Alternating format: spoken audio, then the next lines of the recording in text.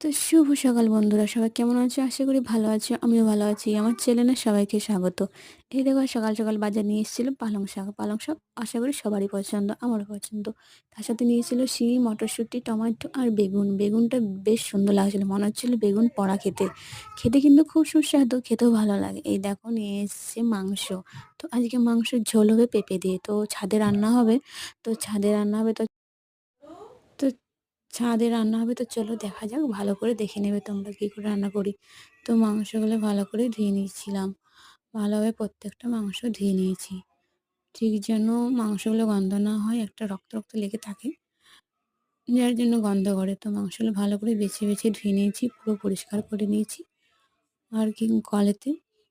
আর মাংস যত ভালো করে ধোবে তত কিন্তু খেতে বেশ ভালোই লাগে। তো এই দেখো, ছাদে চলে এসেছি। পেঁপে আলু দিয়ে আজকে রান্না হবে। আর এই দেখো, মশলাও বেটে নিয়েছি। আর কাঠের উনুনে রান্না হবে। তো পেঁয়াজগুলো ভালো করে ভেজে নিচ্ছি। এই দেখো, বেশ বড় বড় পেঁয়াজ দিয়েছিলাম, কুচি কুচি পাড়া।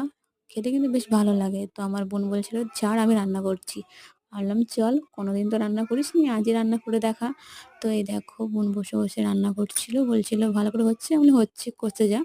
তো করতে করতে চলে গেলো। আর শেষ টাইমে দেখি আমার দিদিরা সবাই চলে এসছে। এই দেখো, ফুলের গাছ আনতে বলেছিলাম, ফুলের গাছও নিয়ে এসছে।